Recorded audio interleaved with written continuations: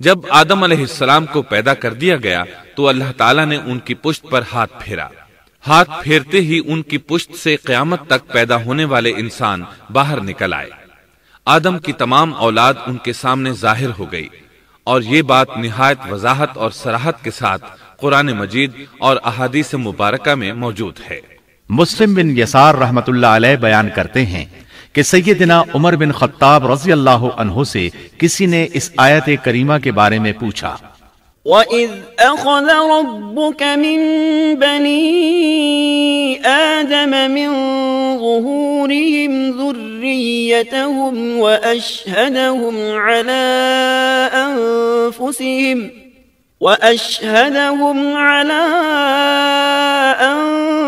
أَنفُسِهِمْ أَلَسْتُ بِرَبِّكُمْ قَالُوا بَلَىٰ شَهِدْنَا أَن تَقُولُوا يَوْمَ الْقِيَامَةِ إِنَّا كُنَّا عَنْ هَٰذَا غَافِلِينَ۔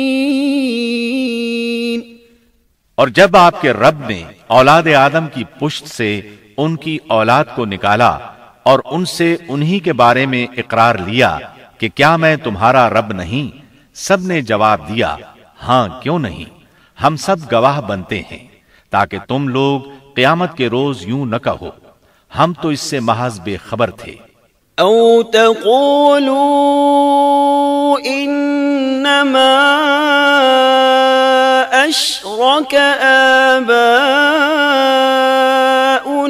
من قبل وكنا ذرية من بعدهم افتهلكنا بما فعل المبطلون۔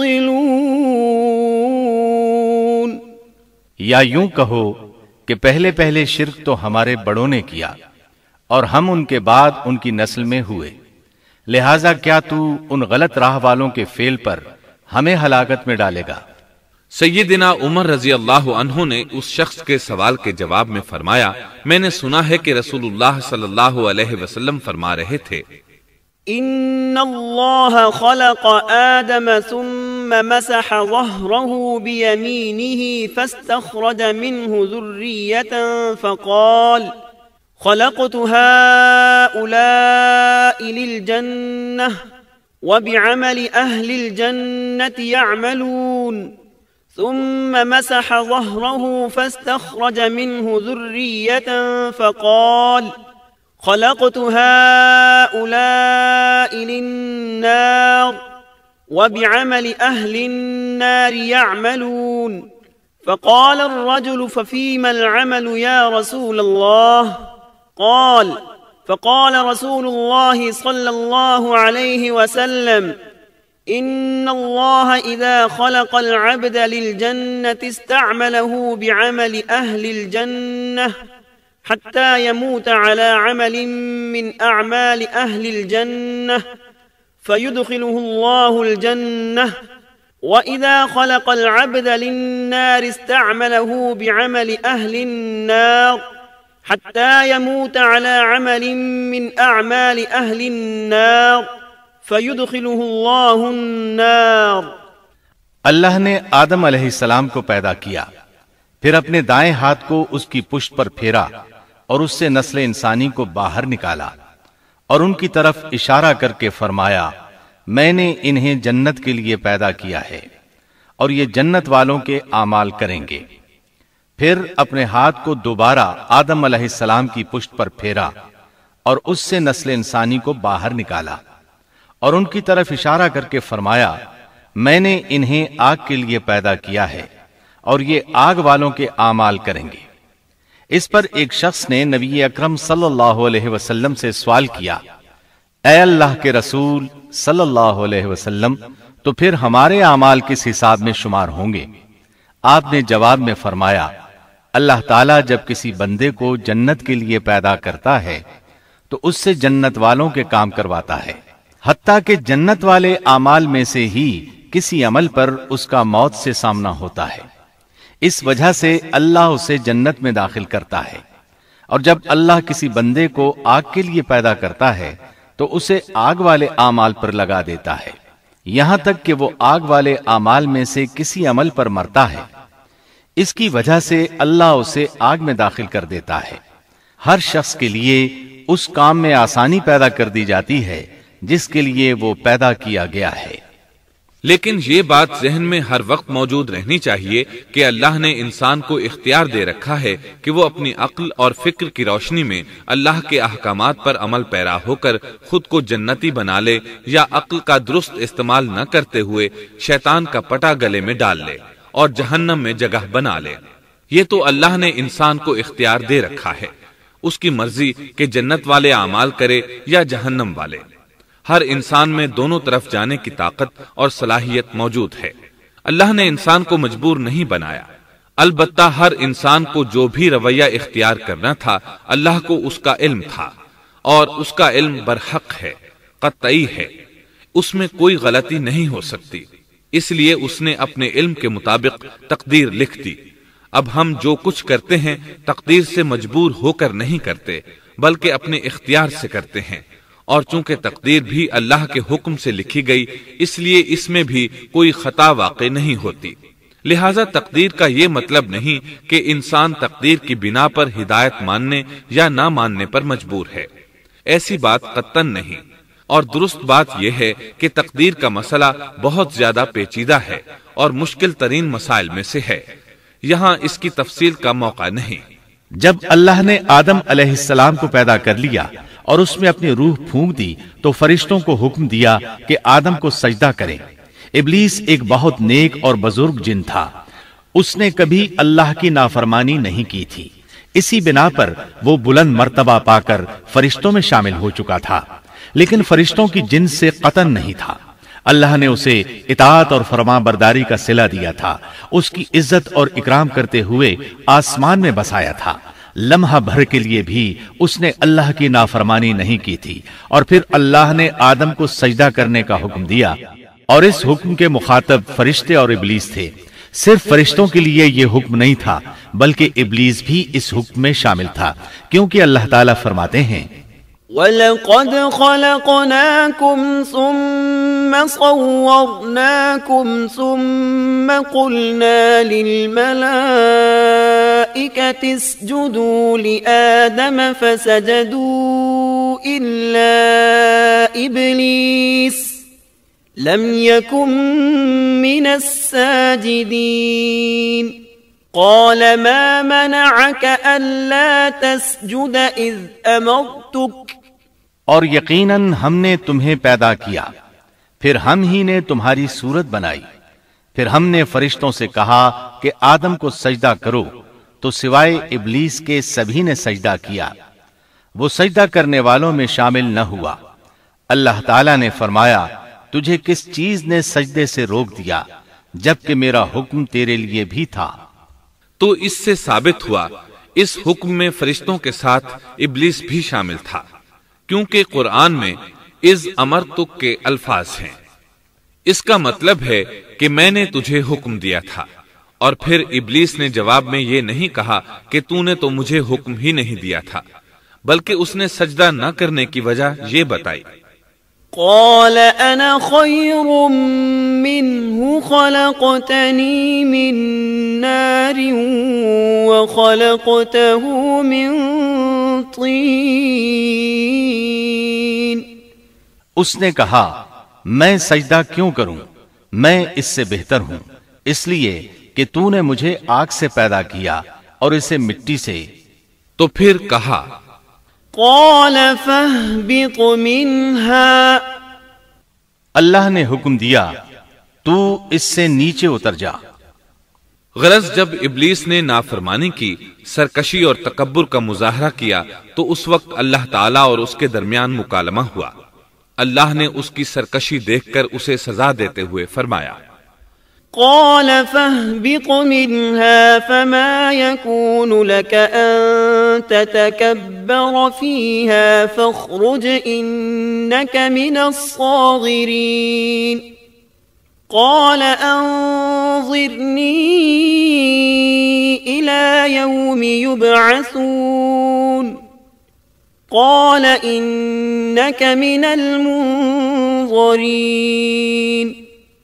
قال فبما أغويتني لأقعدن لهم صراطك المستقيم ثم لآتينهم من بين أيديهم ومن خلفهم وعن أيمانهم وعن شمائلهم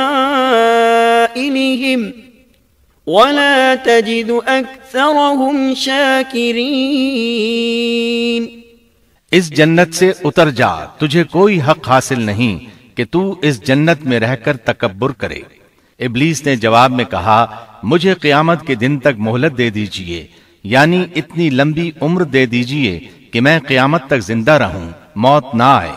اللہ نے فرمایا، تجھے مہلت دے دی گئی لیکن ایک وقت مقررہ تک، اور جب شیطان اس طرف سے مطمئن ہو گیا کہ اسے مہلت مل گئی، تب اس نے کہا، چونکہ تو نے مجھے گمراہ کر دیا ہے، اس وجہ سے میں قسم کھاتا ہوں کہ میں انسانوں کی گمراہی کے لیے تیرے سیدھے راستے پر بیٹھ جاؤں گا، پھر ان کے آگے سے، ان کے پیچھے سے، ان کے دائیں سے، ان کے بائیں سے، ان کے پاس آؤں گا، اور آپ ان میں سے اکثر لوگوں کو شکر گزار نہیں پائیں گے۔ اللہ تعالیٰ نے شیطان کا رد کرتے ہوئے فرمایا، یہاں سے ذلیل و خوار ہو کر نکل جا، ان میں سے جو شخص بھی تیرا حکم مانے گا میں ایسے تمام گمراہوں سے جہنم کو بھر دوں گا۔ جو انسان بھی تیرا پیروکار بنے گا وہ جہنم کا مستحق اور حقدار ٹھہرے گا۔ قرآن مجید میں دوسرے مقامات پر بھی اس گفتگو کو نئے پیرائے میں دہرایا گیا ہے۔ مثلا اللہ نے فرمایا، وَلَقَدْ خَلَقْنَا الْإِنسَانَ مِنْ صَلْصَالٍ مِنْ حَمَإٍ مَسْنُونٍ وَالْجَانَّ خَلَقْنَاهُ مِنْ قَبْلُ مِنْ نَارِ السَّمُومِ وَإِذْ قَالَ رَبُّكَ لِلْمَلَائِكَةِ إِنِّي خَالِقٌ بَشَرًا مِّن صَلْصَالٍ مِّنْ حَمَإٍ مَّسْنُونٍ فَإِذَا سَوَّيْتُهُ وَنَفَخْتُ فِيهِ مِنْ رُوحِي فَقَعُوا لَهُ سَاجِدِينَ فسجد الملائكة كلهم أجمعون إلا إبليس أبى أن يكون مع الساجدين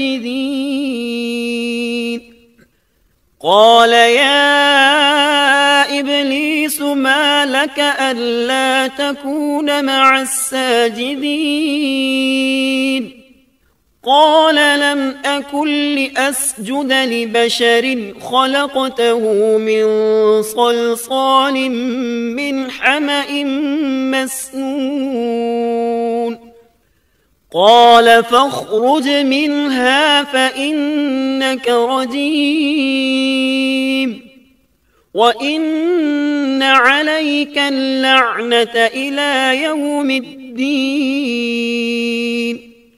یقیناً ہم نے انسان کو کھنکھناتی مٹی سے پیدا فرمایا ہے جو کہ سڑے ہوئے گارے کی تھی، اور اس سے پہلے ہم نے جنات کو لو والی آگ سے پیدا کیا، اور جب تیرے پروردگار نے فرشتوں سے فرمایا میں انسان کو سیاہ بدبودار کھنکھناتی مٹی سے پیدا کرنے والا ہوں، جب میں اسے پورا بنا چکوں اور اس میں اپنی روح پھونک دوں تو تم سب اس کے لیے سجدے میں گر پڑنا۔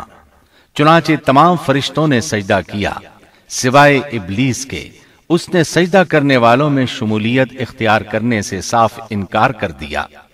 اللہ تعالیٰ نے فرمایا اے ابلیس تجھے کیا ہوا کہ تو سجدہ کرنے والوں میں شامل نہ ہوا؟ وہ بولا میں ایسے انسان کو سجدہ نہیں کر سکتا جسے تو نے سیاہ بدبودار کھنکھناتی مٹی سے پیدا کیا ہے۔ اللہ تعالیٰ نے فرمایا اب تو بہشت سے نکل جا کیونکہ تو مردود ہے اور تجھ پر قیامت کے دن تک میری پھٹکار ہے۔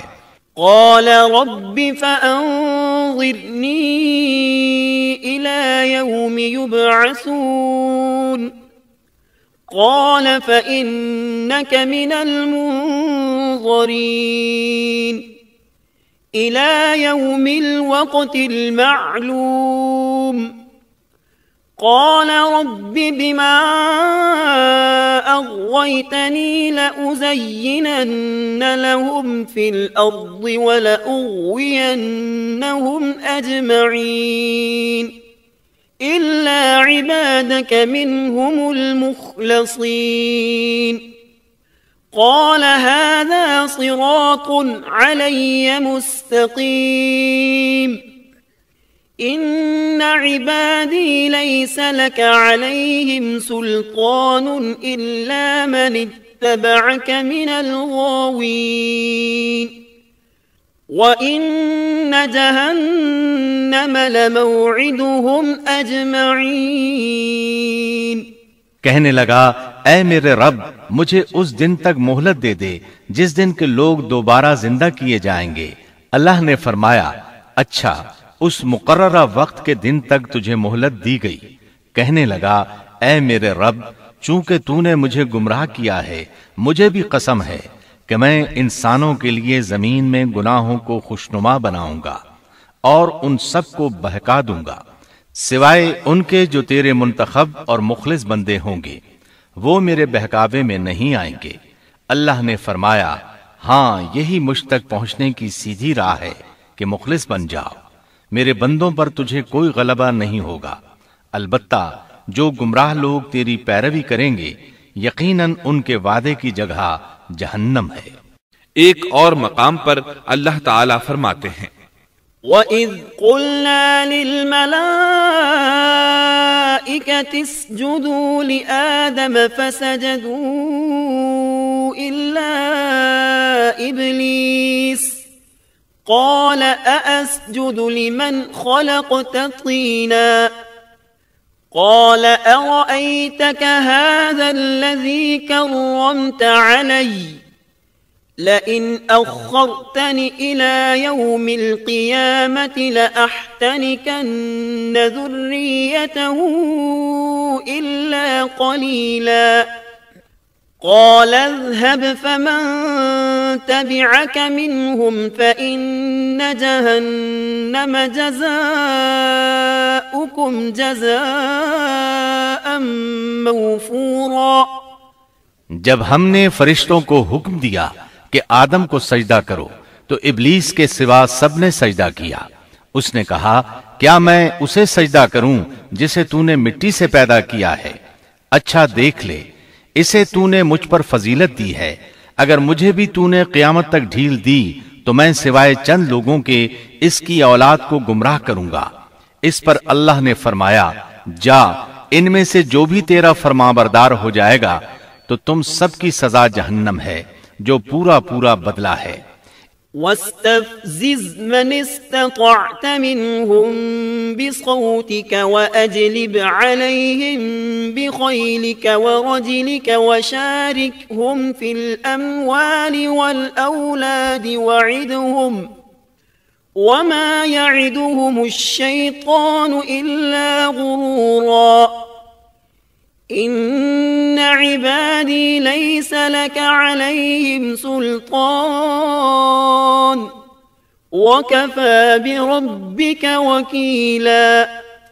ان میں سے تو جسے بھی اپنی آواز کے ساتھ بہکا سکتا ہے بہکا لے اور ان پر اپنے سوار اور پیادے چڑھا لا، یعنی اپنے گھڑ سوار لشکر اور پیدل لشکر کو چڑھا کر لے آ اور اپنا ہر داؤ ہر ترکیب اور ہر اسلحہ استعمال کر لے اور ان کے مالوں اور اولاد میں بھی شرکت کر لے اور تو انہیں دل بہلانے والے وعدے دے لے، یعنی ان کے برے اعمال بنا سنوار کر انہیں دکھا اور غلط خواہشات دلا، جنت دوزخ اور دوبارہ زندہ نہ ہونے کے وعدے دے، اور ان سے شیطان کے جتنے بھی وعدے ہوتے ہیں سب کے سب سراسر فریب ہیں۔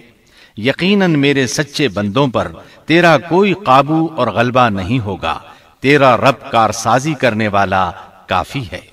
اسی طرح بہت سی آیات میں پہلی معصیت الہی کا ذکر کیا گیا ہے۔ سب سے پہلا نافرمان ابلیس ملعون تھا۔ وہ خبیث اللہ کے سامنے تکبر اور انات سے بھرپور جواب دیتا رہا، اسی وجہ سے اللہ نے اسے کافر کا لقب دیا۔ کافر اسے کہتے ہیں جو نعمت کا انکار کرے۔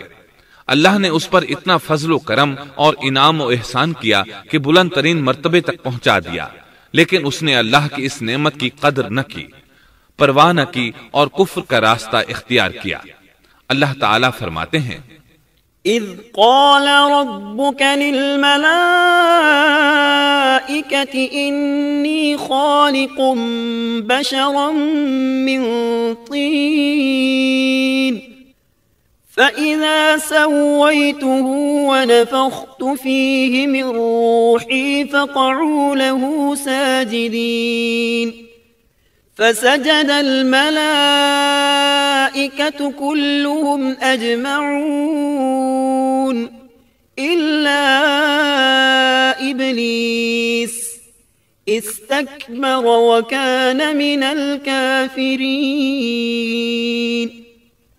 جبکہ آپ کے رب نے فرشتوں سے فرمایا کہ میں مٹی سے ایک انسان کو پیدا کرنے والا ہوں، سو جب میں اسے ٹھیک ٹھاک کر لوں اور اس میں اپنی روح پھونک دوں تو تم سب اس کے سامنے سجدے میں گر پڑنا۔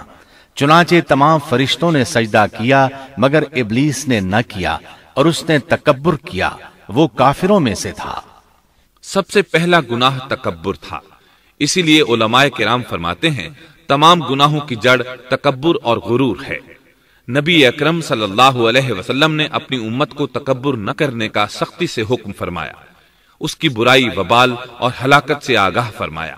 آپ نے فرمایا لا ينظر الله إلى من جر ثوبه خيلاء، اللہ اس شخص کی طرف رحمت سے دیکھے گا بھی نہیں جس نے تکبر کی بنا پر کپڑا ٹخنوں سے نیچے لٹکایا۔ اس کے علاوہ نبی صلی اللہ علیہ وسلم نے تو مطلقاً فرما دیا لا يدخل الجنة من كان في قلبه مثقال ذرة من كبر، وہ شخص جنت میں داخل ہونے کے قابل نہیں جس کے دل میں ذرہ برابر بھی تکبر ہے۔ جو شخص اپنے کپڑے، اپنے مکان اور اپنے قبیلے پر فخر کرتا ہے اس سے اللہ کی رحمت اٹھ جاتی ہے۔ اسی لیے نبی صلی اللہ علیہ وسلم نے جب اپنے صحابہ کرام کو دیکھا کہ مہاجر صحابی انصار صحابہ کے خلاف اور انصاری صحابی مہاجرین صحابہ کے خلاف آواز لگا رہے ہیں تو آپ نے فرمایا دعوها فإنها منتنہ، اس جاہلیت والی پکار کو چھوڑو، یہ بہت بدبودار ہے۔ برادری کی بنیاد پر لڑنا، باہم فخر کرنا برے نتائج کا ذریعہ ہے۔ گناہوں کی بنیاد بھی تکبر ہے، اس لیے ہر مومن کو چاہیے کہ اپنے نوکر، خادم، ملازم یا کسی بھی مسکین پر کبھی بھی فخر و غرور کا اظہار نہ کرے، کیونکہ یہی اللہ کی سب سے پہلی نافرمانی وجود میں آئی تھی۔ تکبر کا یہ ذکر ضمناً آ گیا۔ ہم پھر اپنے موضوع کی طرف لوٹتے ہیں۔ اللہ نے آدم علیہ السلام کو پیدا کیا اور انہیں عالم بنا کر ہی تخلیق کیا، یعنی جب وہ پیدا ہوئے تو جاہل نہیں تھے۔ اللہ نے آدم علیہ السلام کو فرشتوں سے بھی بڑا عالم بنا کر پیدا فرمایا۔ بے شمار احادیث میں آدم علیہ السلام کی ابتدا اور ان کے علم کا ذکر موجود ہے۔ جب اللہ نے آدم میں مکمل روح ڈال دی اور وہ اپنے پاؤں پر کھڑے ہو گئے تو اللہ نے انہیں حکم دیا جاؤ فرشتوں کی جماعت کو السلام علیکم کہو۔ آدم اور فرشتوں کی زبان عربی تھی، یہی زبان اہل جنت کی ہے۔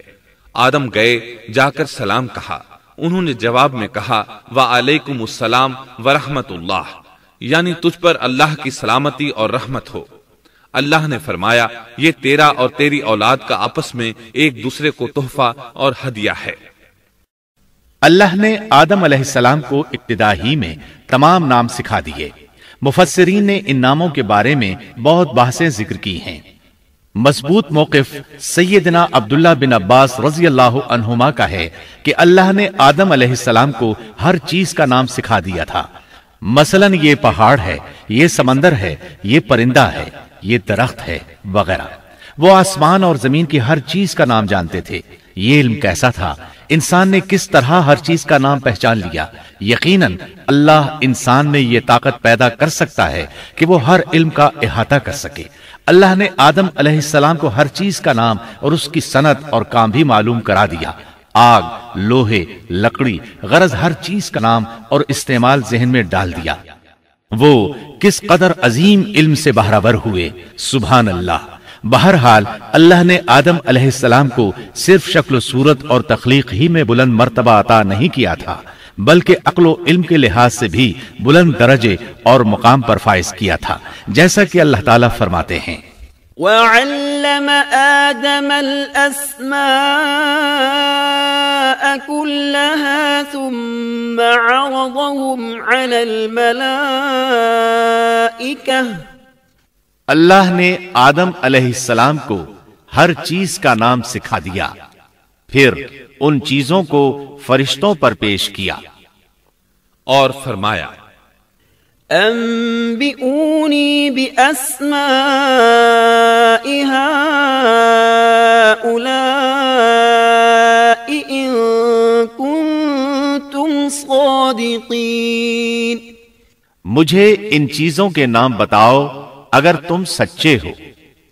مطلب یہ کہ تم اپنے دعوے میں کہاں تک سچے ہو؟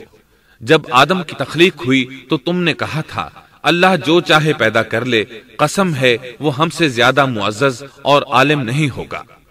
اس دعوے میں اگر تم سچے ہو تو ذرا ان اشیاء کے نام تو بتاؤ۔ اللہ تعالیٰ نے آدم علیہ السلام کا زیادہ معزز ہونا، مکرم ہونا اور علم و معرفت والا ہونا واضح کرنے کے لیے فرشتوں کو حکم دیا کہ آدم علیہ السلام کو سجدہ کریں۔ یہ سجدہ تعظیمی تھا، عبادت والا سجدہ نہیں تھا۔ سجدہ تعظیمی پہلے وقتوں میں جائز تھا، لیکن اب حرام ہے۔ اسی لیے تو یعقوب علیہ السلام، ان کی بیوی اور 11 بیٹوں نے یوسف علیہ السلام کو سجدہ کیا تھا۔ بہرحال فرشتوں نے آدم علیہ السلام کو سجدہ کیا۔ اس سے معلوم ہو جاتا ہے کہ کون زیادہ عزت اور عظمت والا ہے۔ یقیناً آدم علیہ السلام زیادہ شرف اور منزلت کے حقدار ٹھہرے۔ جب اللہ تعالیٰ نے ان کی عزت، تکریم اور تعظیم ثابت فرما دی، تب علم و معرفت میں ان کی برتری ثابت کرنے کے لیے فرمایا اگر تم اپنے قول میں سچے ہو تو ان چیزوں کے نام بتاؤ۔ تب فرشتوں نے کہا قالوا سبحانك لا علم لنا إلا ما علمتنا إنك أنت العليم الحكيم۔ قال يا آدم أنبئهم بأسمائهم فلما أنبأهم بأسمائهم قال ألم أقل لكم إني أعلم غيب السماوات والأرض وأعلم ما تبدون وما كنتم تكتمون۔ فرشتے کہنے لگے اے اللہ تو پاک ہے، ہمیں تو صرف اتنا ہی علم ہے جتنا تو نے ہمیں سکھا رکھا ہے، مکمل حکمت و علم والا تو ہی ہے۔ اللہ تعالیٰ نے آدم علیہ السلام سے فرمایا اے آدم تم ان فرشتوں کو ان چیزوں کے نام بتاؤ۔ آدم ہر چیز کا نام بتانے لگے، کسی جگہ بھی انہوں نے غلطی نہیں کی۔ جب انہوں نے فرشتوں کو تمام چیزوں کے نام بتا دیے تو اللہ تعالیٰ نے فرشتوں کو مخاطب کر کے کہا کیا میں نے تمہیں پہلے ہی نہیں کہہ دیا تھا کہ زمین اور آسمان کا غیب میں ہی جانتا ہوں، اور میرے علم میں ہے جو تم ظاہر کر رہے ہو اور جو چھپا رہے ہو۔ یہاں ذہن میں سوال ابھرتا ہے کہ فرشتے کیا چھپا رہے تھے؟ وہ راز والی بات یہی تھی کہ اللہ ہم سے زیادہ معزز اور عالم مخلوق پیدا نہیں کرے گا۔ واضح رہے ہم آپ کو صرف واقعات ہی نہیں سنا رہے، صرف سیرت اور تاریخ ہی بیان نہیں کر رہے، بلکہ قرآن بھی پڑھ پڑھ کر سنا رہے ہیں۔ اور قرآن کو اس وقت تک سمجھنا محال ہے جب تک کہ ان واقعات کی تفصیل موجود نہ ہو۔ خیر، اس کے بعد اللہ تعالیٰ نے اما حوا کو پیدا فرمایا۔ انہیں آدم علیہ السلام کے فوراً بعد پیدا نہیں فرمایا، بلکہ آدم علیہ السلام نے کافی عرصہ جنت میں تنہا بسر کیا، اور حدیث میں ہے کہ وہ وحشت محسوس کرتے تھے، تنہائی کو شدت سے محسوس کرنے لگے تھے۔ آخرکار ایک روز جب وہ سو رہے تھے تو اللہ تعالیٰ نے ان کی بائیں پسلی سے اما حوا علیہ السلام کو پیدا فرمایا اور آدم علیہ السلام کا ہم سفر بنا دیا۔ اللہ فرماتے ہیں يا أيها الناس اتقوا ربكم الذي خلقكم من نفس واحدة وخلق منها زوجها اے لوگو، اپنے اس پروردگار سے ڈر جاؤ جس نے تم سب کو ایک ہی جان سے پیدا کر ڈالا، اور اس جان یعنی آدم علیہ السلام سے ان کی بیوی کو پیدا کیا۔ آدم علیہ السلام کے وجود ہی سے حوا کا وجود بنایا گیا، وہ کوئی الگ مخلوق نہیں تھی۔ جب آدم علیہ السلام بیدار ہوئے تو انہوں نے اپنے قریب ایک عورت کو بیٹھے دیکھا، پوچھنے لگے تم کون ہو؟ حوا علیہ السلام نے کہا عورت۔ آدم علیہ السلام نے پھر پوچھا تجھے کس لیے پیدا کیا گیا ہے؟ وہ بولی آپ کے لیے، تاکہ آپ مجھ سے سکون اور انس حاصل کریں۔ جب فرشتوں نے آدم علیہ السلام کو ایک عورت سے باتیں کرتے دیکھا تو کہنے لگے اب ایک اور نئی مخلوق پیدا کی گئی ہے۔ آدم علیہ السلام نے ان مخلوقات کا نام تو بتا دیا تھا جو مشہور و معروف تھیں، ان کا نام پوچھنا چاہیے۔ انہوں نے آدم علیہ السلام سے سوال کیا، انہوں نے فوراً جواب دیا حوا، اس لیے کہ اللہ نے تو آپ کو ہر چیز کا نام سکھا دیا تھا۔ فرشتوں نے کہا ان کا نام حوا کیوں رکھا گیا ہے؟ آدم علیہ السلام نے جواب دیا اس لیے کہ اسے ایک زندہ چیز سے پیدا کیا گیا ہے، حیات کی نسبت سے حوا نام رکھا گیا۔ مسلم شریف میں ہے، سیدنا ابو ہریرہ رضی اللہ عنہ روایت کرتے ہیں کہ رسول اللہ صلی اللہ علیہ وسلم نے فرمایا من كان يؤمن بالله واليوم الآخر فإذا شهد أمرا فليتكلم بخير أو ليسكت واستوصوا بالنساء خيرا فإن المرأة خلقت من ضلع وإن أعوج شيء في الضلع أعلاه إن ذهبت تقيمه كسرته وإن تركته لم يزل أعوج استوصوا بالنساء خيرا۔ جو شخص اللہ اور آخرت کے دن پر ایمان رکھتا ہے، جب وہ کسی معاملے کے لیے حاضر ہو تو بھلائی والی بات کرے یا خاموش رہے، اور عورتوں کے بارے میں بھلائی کی وصیت حاصل کر لو، یعنی ان کے ساتھ اچھا سلوک کرو، کیونکہ عورت پسلی سے پیدا کی گئی ہے اور پسلی میں زیادہ ٹیڑھا حصہ اوپر والا حصہ ہوتا ہے۔ اگر تم اس کو سیدھا کرنا چاہو گے تو توڑ ڈالو گے، اور اگر اس کو چھوڑ دو گے تو وہ اسی طرح ہمیشہ ٹیڑھی رہے گی۔ عورتوں کے بارے میں بھلائی کی وصیت حاصل کر لو۔ مطلب یہ کہ اسی حالت میں گزر بسر کرو، عورتوں کے بارے میں بھلائی کی وصیت حاصل کر لو۔ اس حدیث کا مطلب یہ ہے کہ عورتوں پر جبر کر کے زبردستی ان کی طبیعت کو بدلا نہیں جا سکتا، اور عورت ذات کو نہایت نرمی اور پیار سے رکھو۔ ان کی طبیعتوں میں ٹیڑھا پن ہے، وہ کبھی جذبات سے مغلوب ہو جاتی ہے اور عقل کھو بیٹھتی ہے۔ اگر کوئی اسے سیدھا کرنا چاہے تو اس سے لا تعلقی، دوری اور طلاق کی نوبت آ جائے گی۔ اگر اسے چھوڑ دو گے تو ٹیڑھا پن برقرار رہے گا۔ مرد کو بہت حوصلے سے اس صورتحال کو سنبھالنا چاہیے۔ احادیث میں سیدنا ابراہیم علیہ السلام کی زوجہ سیدہ سارہ علیہ السلام کا قصہ موجود ہے۔ وہ حوا علیہ السلام کے بعد کائنات کی سب سے زیادہ خوبصورت عورت تھی۔ احادیث سے یہ اشارہ ملتا ہے کہ حوا علیہ السلام ابتدائے انسانیت سے لے کر قیامت تک پیدا ہونے والی تمام عورتوں میں خوبصورت تھیں۔ اب ابلیس لگا اپنے وسوسے شروع کرنے۔ آدم اور حوا علیہم السلام دونوں اللہ کے حکم سے جنت میں تھے کہ شیطان نے انہیں پھسلانے کی کوشش شروع کر دی۔ اللہ تعالیٰ فرماتے ہیں وَقُلْنَا يَا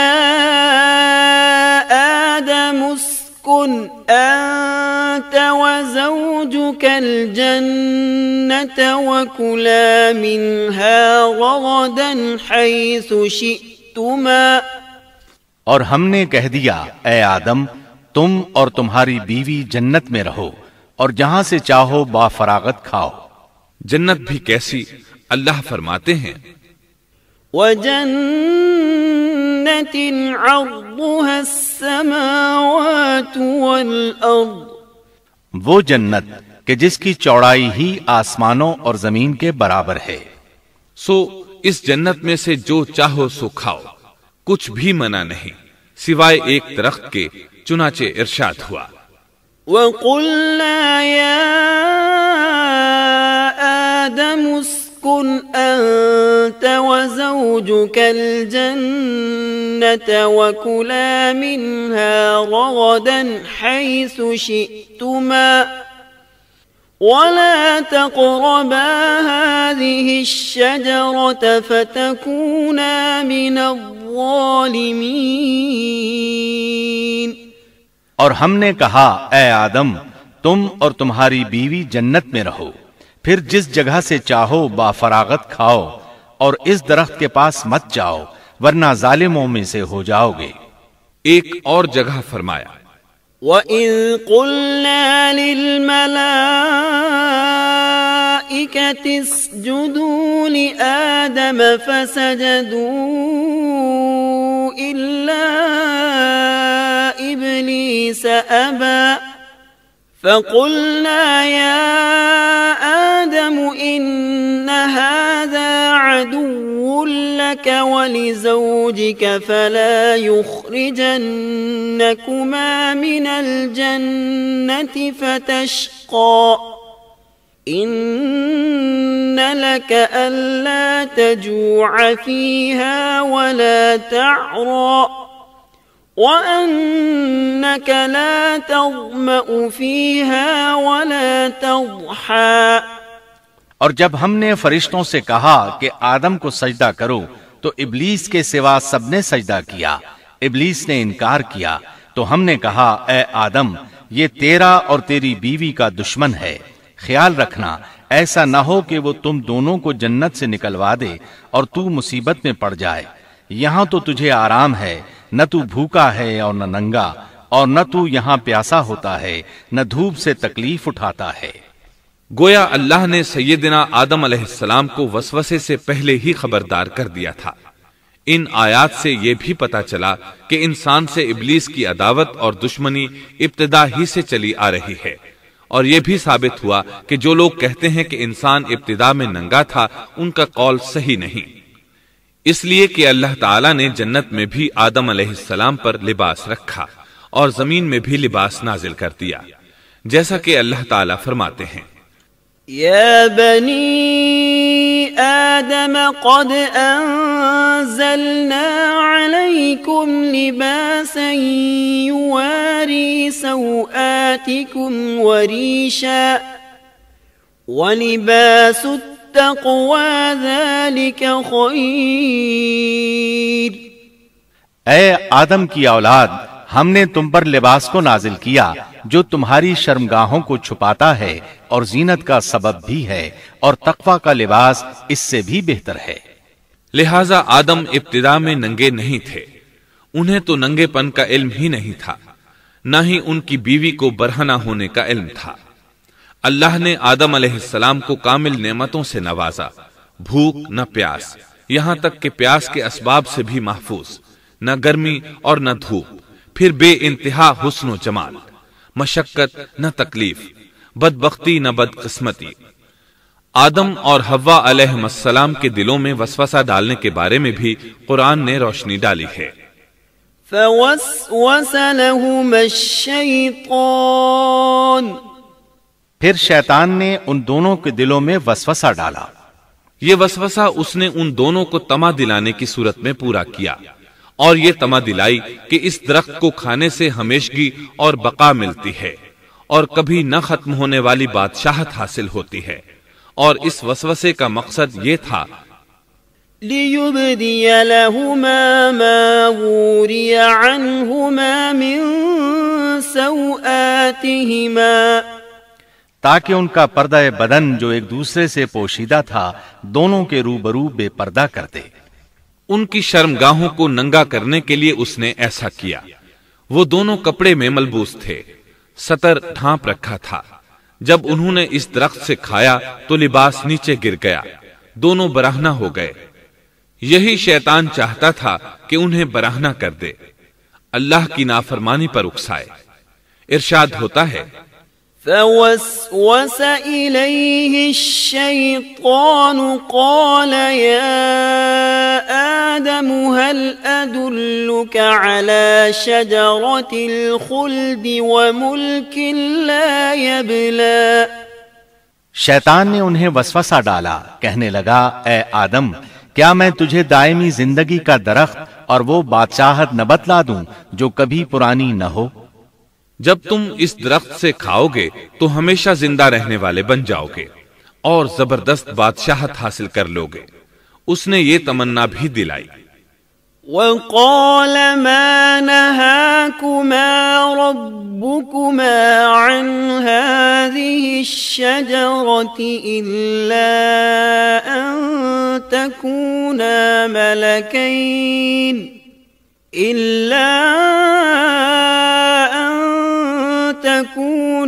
ملكين أو تكونا من الخالدين۔ تمہارے رب نے تم دونوں کو اس درخت سے اس لیے منع کیا ہے کہ تم دونوں فرشتے نہ بن جاؤ یا ہمیشہ زندہ رہنے والے نہ بن جاؤ۔ یعنی تم اس درخت سے کھا لو گے تو فرشتے بن جاؤ گے اور ہمیشہ قائم دائم رہو گے۔ پھر وہ وسوسہ ڈالتے ہوئے جھوٹی قسمیں کھانے لگا، جیسا کہ ارشاد ہوتا ہے وَقَاسَمَهُمَا إِنِّي لَكُمَا لَمِنَ النَّاصِحِينَ، اور ان دونوں کے روبرو قسمیں کھانے لگا کہ یقین آ جائے میں آپ کا خیر خواہ ہوں۔ اللہ کی قسم کھانے لگا اور اس وقت سے جھوٹی قسموں کی ابتدا ہوئی۔ اس نے ان دونوں کو فریب دے کر بہکا لیا، جیسا کہ فرمایا فَدَلَّاهُمَا بِغُرُورٍ، یعنی دھوکے سے انہیں پھسلایا، حالانکہ انہیں کسی چیز کی کمی نہیں تھی۔ بھلا وہاں کیا محتاجی ہو سکتی تھی؟ جنت میں سکون سے زندگی بسر کر رہے تھے، جنت سے بڑھ کر کیا چاہیے؟ ہمیشہ کے لیے جنت مل چکی تھی۔ اللہ تعالیٰ فرماتے ہیں فَلَمَّا ذَاقَا الشَّجَرَةَ بَدَتْ لَهُمَا سَوْآتُهُمَا وَطَفِقَا يَخْصِفَانِ عَلَيْهِمَا مِنْ وَرَقِ الْجَنَّةِ، ان دونوں نے جب درخت کو چکھا دونوں کا پردہ بدن ایک دوسرے کے روبرو کھل گیا، دونوں اپنے بدنوں پر درختوں کے پتے جوڑ جوڑ کر رکھنے لگے۔ کپڑے اترنے پر دونوں کو حیا آئی، اس لیے کہ انسان کی فطرت میں برہنہ ہونے کی ناپسندیدگی شامل ہے۔ برہنہ ہو گئے تو کوئی لباس نہیں تھا، اس لیے درختوں کے پتے جوڑ کر جسم ڈھانپنے لگے۔ حدیث میں آیا ہے آدم بھاگنے لگے تو اللہ نے پکارا آدم مجھ سے بھاگتے ہو؟ آدم بولے اللہ میں شرم کی بنا پر بھاگ رہا ہوں، اور اس وجہ سے کہ تیرے سامنے برہنہ کیسے رہوں، پھر یہ کہ نافرمانی کا ارتکاب بھی کر چکا ہوں۔ یہاں ایک سوال پیدا ہوتا ہے، دونوں میں سے پہلے کھانے والا کون تھا؟ اس بارے میں راجح قول یہ ہے کہ وہ حوا علیہ السلام تھی۔ انہی نے آدم علیہ السلام کو طمع دلاتے ہوئے اس غلطی پر آمادہ کیا تھا، جیسا کہ بخاری شریف میں نبی اکرم صلی اللہ علیہ وسلم نے فرمایا لولا حواء لم تخن انثى زوجها، اگر حوا نہ ہوتی تو کوئی عورت اپنے خاوند سے خیانت نہ کرتی۔ حوا علیہ السلام نے انہیں غلطی میں مبتلا کیا تھا۔ اگر حوا علیہ السلام نہ ہوتی تو آدم بھی خیانت میں مبتلا نہ ہوتے اور نہ معصیت میں مبتلا ہوتے۔ تب اللہ نے انہیں پکارا وَنَادَاهُمَا رَبُّهُمَا أَلَمْ أَنْهَكُمَا أَنْ تِلْكُمَا الشَّجَرَةِ وَأَقُلْ لَكُمَا إِنَّ الشَّيْطَانَ لَكُمَا عَدُوٌّ مُبِينٌ، کیا میں نے تم دونوں کو اس درخت سے نہیں روکا تھا، اور کیا یہ نہیں کہا تھا کہ شیطان تمہارا کھلا دشمن ہے؟ اب توجہ طلب بات یہ ہے کہ اس موقع پر دونوں نے کیا طرز عمل اختیار کیا۔ کیا وہ دونوں اپنی معصیت پر بضد رہے اور تکبر کرنے لگے، جیسا کہ ابلیس نے سجدہ کرنے سے انکار کیا تھا اور پھر لگا تھا اپنی معصیت پر اصرار کرنے، یا ان دونوں نے توبہ کر لی؟ جی ہاں، دونوں نے توبہ کر لی، جیسا کہ قرآن مجید میں آتا ہے۔ قالا ربنا ظلمنا أنفسنا وإن لم تغفر لنا وترحمنا لنكونن من الخاسرين۔ دونوں نے کہا، اے ہمارے رب، ہم نے اپنا بڑا نقصان کیا، اور اگر تو ہماری مغفرت نہ کرے گا اور ہم پر رحم نہ کرے گا تو واقعی ہم خسارہ پانے والوں میں سے ہو جائیں گے۔ اس قصے میں ایک سوال یہ ذہن میں پیدا ہوتا ہے کہ جب سیدنا آدم علیہ السلام کو ابلیس نے سجدہ نہ کیا تو اللہ تعالیٰ نے اسے مردود بنا کر جنت سے نکال دیا، پھر وہ سیدنا آدم علیہ السلام کو اس درخت کے قریب کس طرح لے گیا جبکہ وہ جنت سے باہر ہو چکا تھا؟ قرآن کریم میں اس بارے میں یہ الفاظ آئے ہیں، پھر شیطان نے ان کے دلوں میں وسوسہ ڈالا۔ یہ وسوسہ اس نے کیسے ڈالا جبکہ وہ جنت سے نکالا جا چکا تھا؟ مفسرین نے اس کے جواب میں لکھا ہے کہ اس نے جنت سے باہر رہ کر یہ وسوسہ ڈالا تھا۔ جیسے آج کل تار اور بغیر تار کے آواز کو دور دراز علاقوں تک پہنچایا جا سکتا ہے، ایسے ہی شیطان نے اپنی طاقت سے یہ وسوسہ ان کے دلوں تک پہنچایا۔ لگے ہاتھوں ابلیس کی حقیقت بھی سن لیں۔ ابلیس کے لفظی معنی انتہائی مایوس کے ہیں۔ یہ راندہ درگاہ ہونے کے بعد ہمیشہ ہمیشہ کے لیے اللہ کی رحمت سے مایوس ہو گیا تھا، اس لیے اسے یہ لقب ملا، ورنہ روایات کی روح سے اس کا اصل نام عزازیل تھا۔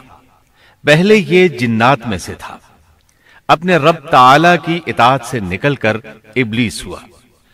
اس کا علم ناقص تھا، مزاج ناپاک تھا، وہ غرور اور تکبر میں مبتلا ہو گیا تھا۔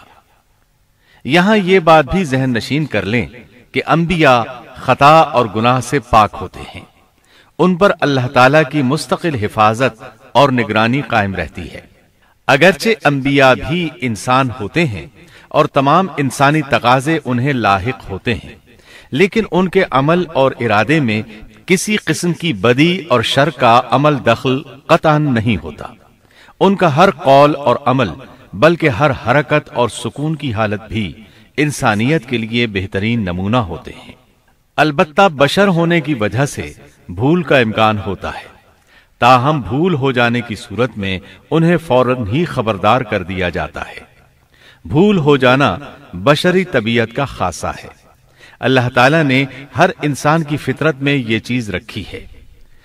انبیاء سے بھول چوک ہو جانے میں بھی اللہ تعالیٰ کی کئی ایک حکمتیں پوشیدہ ہیں۔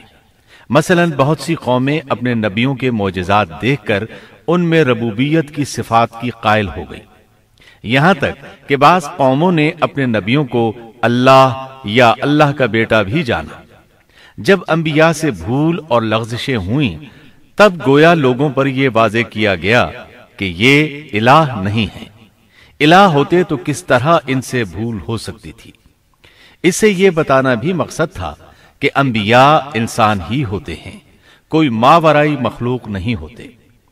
سیدنا آدم علیہ السلام کے واقعے پر غور کرنے سے یہ حقیقت مزید واضح ہو جاتی ہے کہ سیدنا آدم علیہ السلام کی یہ لغزش گناہ نہیں تھی۔